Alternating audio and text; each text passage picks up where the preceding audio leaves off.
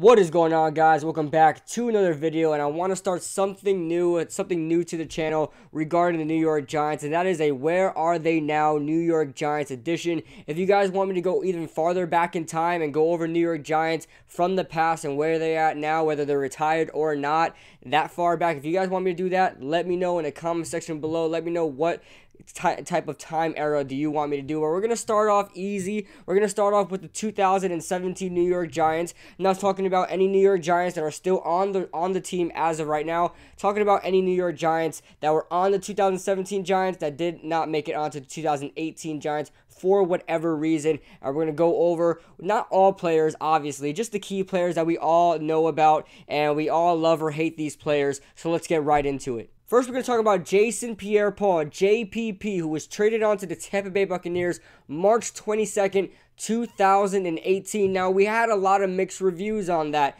Jason Pierre-Paul, we all knew, including myself, before Jason Pierre-Paul was traded, I said this, we either had to trade Jason Pierre-Paul or Olivier Vereen, but it looked like Jason Pierre-Paul was going to be the one traded because he does not fit the scheme fit of the 3-4 defense. Olivier Vereen knows how to run a 3-4. He's more fits a mold of a 3-4 outside linebacker. Not really Jason Pierre-Paul's cup of tea. He's more of a 4-3 traditional defensive end. So that's why he was ultimately traded to the Tampa Bay Buccaneers, and he did not disappoint with Tampa Bay whatsoever. He had 12.5 sacks. He had 58 tackles, 48 of them solo, and 1 forced fumble. He's clearly one of the best players on that very, very weak depth chart of that defense on Tampa Bay, and he was obviously a key player there, and he's living out his contract pretty well over there in Tampa Bay. Not something he's done with the Giants, so I'd say it was a pretty good decision to let go of Jason Pierre-Paul for the Giants and for Jason Pierre-Paul. I feel like him in Tampa Bay is a better fit. We now move on to another Tampa Bay player that used to be with the New York Giants. That's Andrew Adams, who was cut by the New York Giants during final roster cuts, and this is something I totally disagree with because we'll get on to Darion Thompson later, but we also released him. I figured we keep at least one of them, Darion Thompson or Andrew Adams, but we wanted them going in a different direction. We wanted them going with Curtis Riley, who I thought we could use some depth there, so we could interchange them, whether one guy's playing bad or one guy is a little better. But we let go of Andrew Adams. I did not agree with it whatsoever. And this year with the Tampa Bay Buccaneers, he didn't start too many games. I think he was playing in 13 games. He played 13 games for the Tampa Bay Buccaneers, and he only started the last 4 games. So I assumed he had to work his way on to up that depth chart, and I assume he will be re-signed by the Tampa Bay Buccaneers because he had 4 interceptions for the Tampa Bay Buccaneers. He led them in interceptions this year. Like I said, that defense was weak, so you didn't have to do much for that defense. But 4 interceptions is perfectly fine for Andrew Adams' sort of play level right there. That's the best he's ever played. He had 3 interceptions in 1 game against Cam Newton. So a great job by Andrew Adams. Like I said, just probably another one of those situations where it's better for the Giants fans and better for Andrew Adams himself to just part ways, and that wound up working out there. So yeah, and he also had 9 passes defense too. So had a pretty good year at safety for the Bucs. We then move on to Brett Jones, who was traded to the Minnesota Vikings. Now, I guess you can say we won this trade. Brett Jones, even though it wasn't for much, Brett Jones pretty much got traded to the Minnesota Vikings. He started 3 games. Then Pat Elflein is a center who was drafted out of Ohio State, and they moved him to guard. I guess it didn't work at guard, and so they moved him back to center. So, I mean, Brett Jones pretty much, I guess he thought he was going to get traded to be a starter somewhere else, and he wanted just being a backup, and I think we all knew that was going to happen. Pat Elflein is one of the better centers prospect to come out in the league, and obviously he was going to get his spot back at center. We then move on to Darion Thompson. Now, I was very excited about Darion Thompson, being that I am a Boise State fan. I was very excited to bringing him on. I actually predicted the Giants would draft him in the 3rd round as well, just because we had a hole there at safety. I figured he was the best player available there in the 3rd round. I felt like he was a 2nd round prospect, but we wound up being able to get him in the 3rd round. And I don't really know what happened to Darion Thompson. He's a ball hawk. He's not very fast, but he's very rangy. Has a very good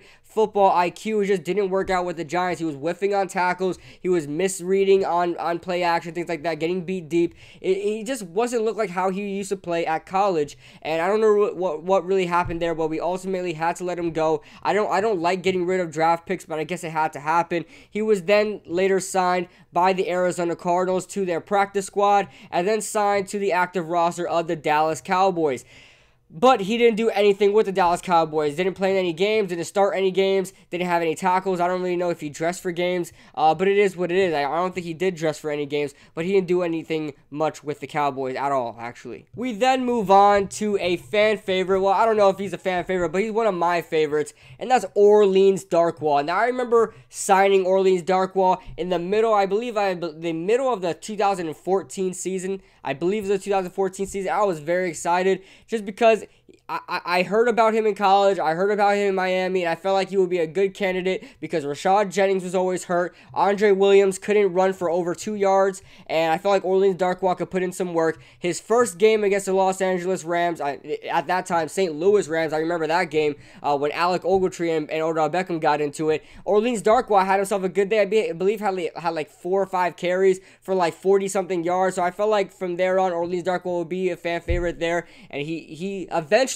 had a good debut against the Dallas Cowboys in the 2015 season, where I believe he just changed the whole running game there. It looked like a whole new running back in our system there, and from there, I feel like from there, I was really campaigning. I mean, every single one of my videos, I mentioned Orleans Darkwa, I was campaigning. He should be the starter. And look what happened in a year that he started for the New York Giants, the majority of the year in that 2017 season. Now, the 2017 season wasn't very good, but Orleans Darkwa, I mean, just carried the rock, man. The old number 26, not Saquon Barkley, but the original number 26, Orleans Darkwa, running for just about 800 yards, if not a little bit more than 800 yards, and didn't start and didn't play in all those games. He could have been a 1,000-yard runner behind that offensive line, who was dramatically worse than this year. I mean, dramatically worse. And we still had Eric Flowers at left tackle. That's how bad it was. So, Orleans Darkwa could have ran for over 1,000 yards if he started all 16 games. Yes, had some injury problems, but he still played in games.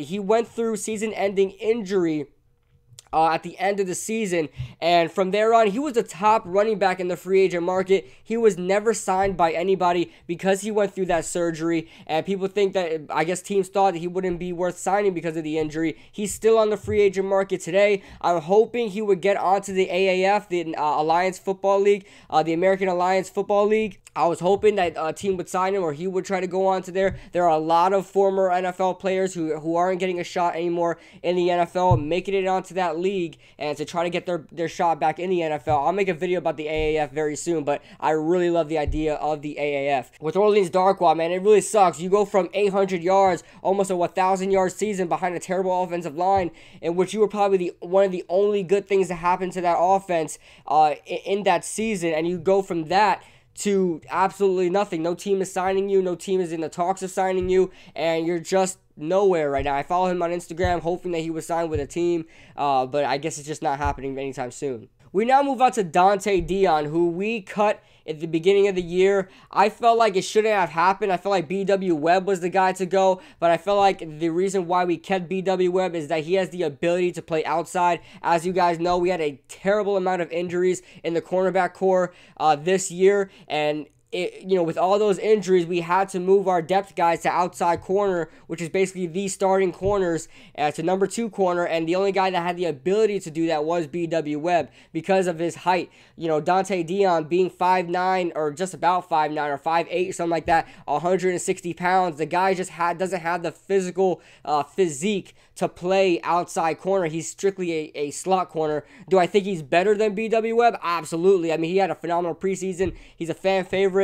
Obviously, I think Dante Dionne is a better cornerback than B.W. Webb, but just the physique fit at number 2 corner, we had to keep B.W. Webb, and that's what happened. Now he's with the Los Angeles Rams, and he played in the Super Bowl. I didn't see him there, but he does play with the Rams. You know, at least he's with a team now that makes it to the postseason and makes it far in the postseason. He was able to play in the Super Bowl after first starting the season with the Giants. So with that being said, I'll miss Dante Dionne, another Boise State guy. But you know, it is what it is.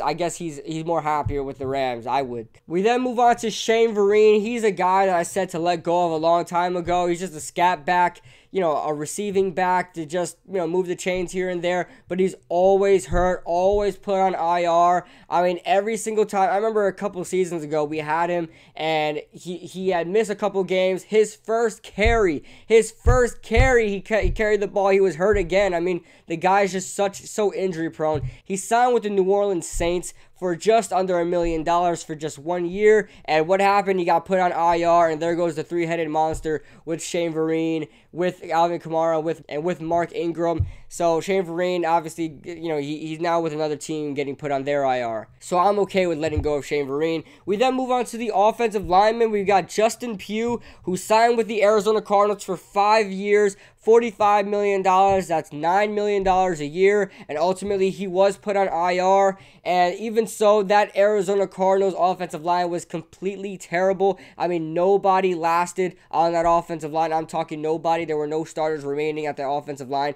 by the end of the season. So Justin Pugh wasn't the only victim of that offensive line. But even so, Justin Pugh, is he worth $9 million?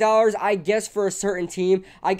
For a certain team that already has a decent offensive line, I guess he's worth $9 million to be another kind of solid piece there in that offensive line. But with that offensive line, he's the best player there. And to me, $9 million, I mean, you can get more than that in Justin Pugh. The guy's injury prone. So I guess it's fine that we let go of Justin Pugh. He would have wanted $9 million. I don't think he's worth $9 million. So it's fine that we let go of Justin Pugh.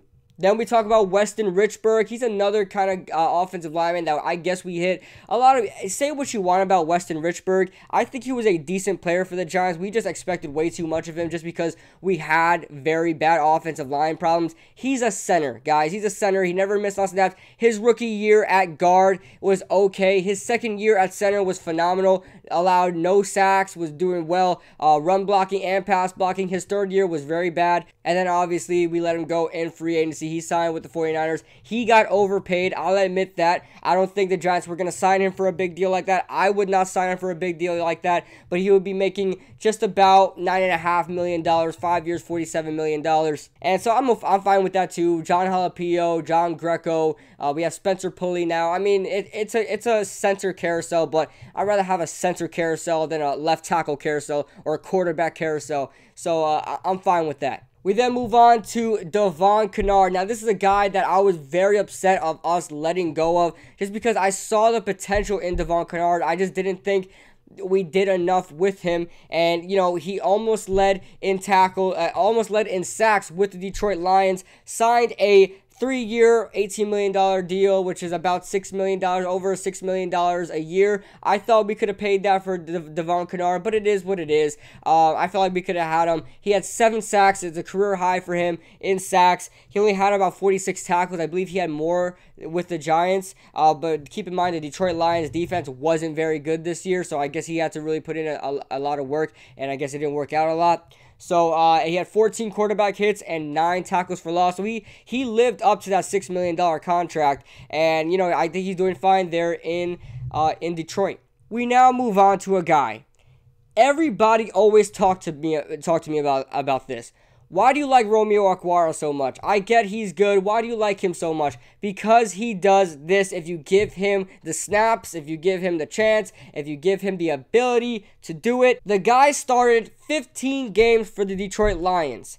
He had 39 tackles at defensive end, 28 of them solo, 7.5 sacks.